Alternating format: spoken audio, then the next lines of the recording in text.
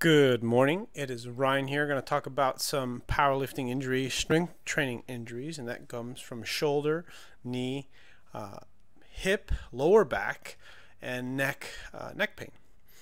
I'm going to go very briefly on everything, sort of what I went through over the last year, and just my experience kind of dealing with them. And then you guys can vote on what joint you want me to put more focus on for the next video.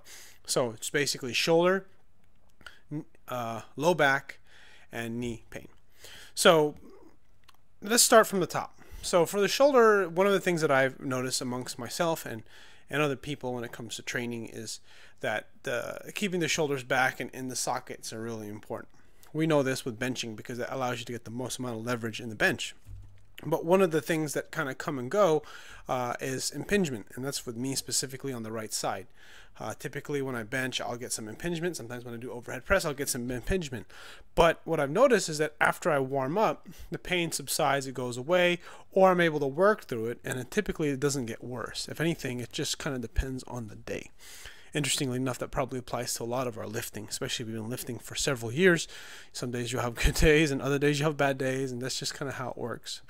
But what I want to talk about with the shoulder is that positioning is really, really important. Once you lose stability in the shoulder, that is an indication to stop or maybe adjust your weight if you are becoming unstable at reps that you shouldn't. Because a lot of the time, instability is the first thing that happens when you are having pain. Or it's one of the things that happen well before you have pain, I should say. So when you start to, like, basically when the bar starts to wobble, this is kind of why dumbbell work helps a ton for a lot of beginners.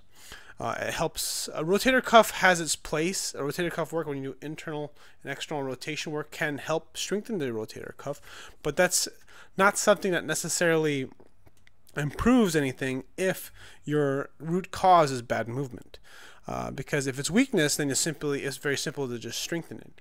But just like with anything else, the rest of the body, you're going to see this common theme that the shoulder, the low back, and the knee come from, or the pain comes from bad motor pattern. So when you have bad motor pattern, that's going to lead to injury.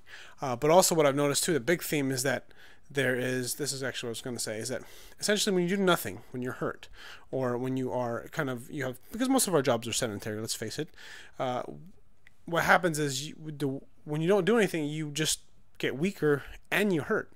And then other times when you push too hard or you push too much volume to get faster and stronger and better results to get stronger, what's going to end up happening is you'll get faster results and you'll get stronger, but then you end up running into other injuries. So there's two ends of the spectrum: doing nothing, so being weak and in pain, and then being strong and in pain. So basically we don't want to be in either ends. A lot of the time when we're trying to be in the end where we're trying to be strong and in pain, it's because we're trying to push our performance. But generally you don't want to be there all the time.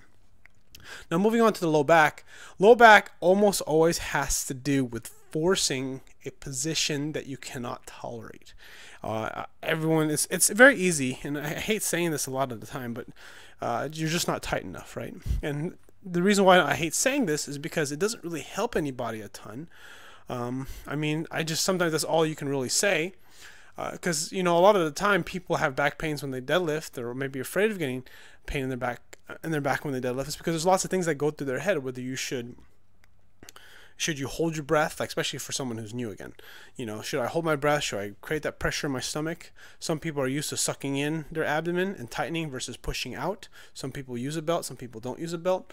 And these are things to also consider when you're training other people or you're training with another person, and what causes lower back pain. Because a lot of the time, again, everything stems from poor movement. But understand that when you have some poor movement, or you have some, I should say not poor movement, but less than optimal movement, you are going to get stronger, because that's what actually makes you strong. It's being able to tolerate positions.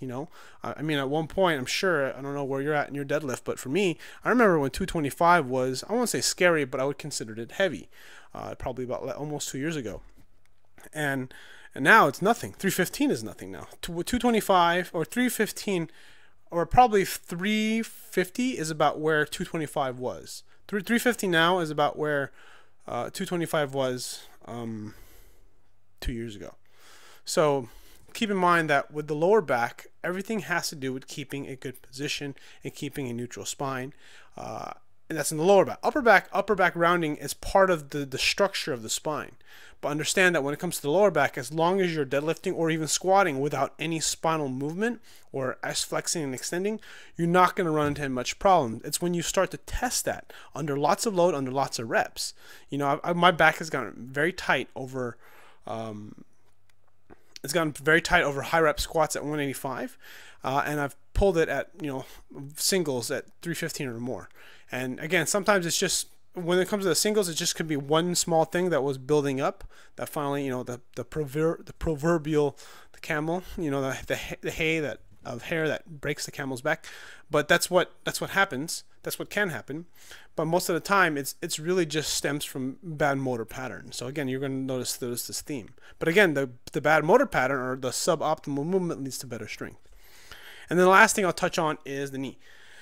The knee is something I've been dealing with, and I'll tell you a little bit about my problem with quadricep tendonitis. I get this little shooting pain that goes up my left knee, and I still get it from time to time.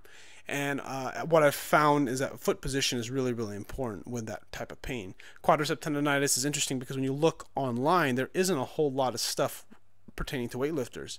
And what's interestingly, well, I guess what the truth is with everything I'm talking to you about, whether shoulder, back, and knee, is you just got to suck it up. Or I should say, you should consider sucking it up.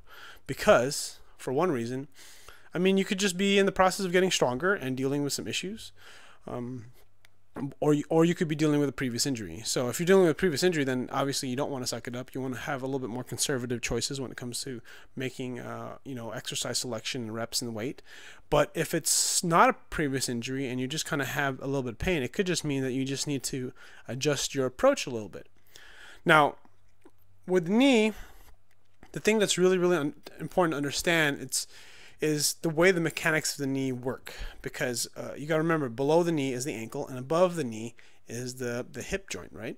And then the low back. And when you are tight in the low back and hip joint, what's going to end up happening is you're going to translate that when you go into a squat, that if your low back and hip are not moving the way it should into like a full range of motion squat, typically the knee and the ankle are going to have to translate some of that force, or going to have to forgive whatever you can't do. So then your knee has to kind of make up for what your lower back can't do or your hip can't do. Like you can't push your knees out enough, you can't keep a stable foot position, you can't keep your feet straight, you know, whatever it might be. And then on the flip side, if your ankle range of motion has an issue, then going upstream, the knee is going to have to start to do some funny movements, either go in to get to a certain position. A lot of the time heel comes off the ground, and all of these tie into essentially, you know, muscle imbalances, poor motor pattern training. And the thing to remember when I talk about this stuff is that it's just that it's understanding the body can tolerate all this stuff. But the problem is, or the thing is that to think about is that when you get stronger, you don't want to get stronger with bad patterns, because the stronger you get with bad patterns, the more likely you're going to hit injury, or a catastrophic injury, or a really bad injury, because it's thinking that even though you're super strong and you have the strength for it, but then your technique is sort of lacking, then that will increase your risk. And this is what it comes down to. When it comes to the shoulder, low back, and knee, it always comes down to really risk management, understanding like what risk you're going to tolerate and do. So if you want me to talk about one of these three things, I'll make a more in-depth video. If you're interested, please leave a comment below. I'll take a little vote, and whichever one gets the most comments, I will go ahead and I will do that one first. I'll probably do all of them, of course, but go get some interaction, leave a question, maybe I can touch on it. Anyways, thanks for watching, and I'll see you guys on the next video.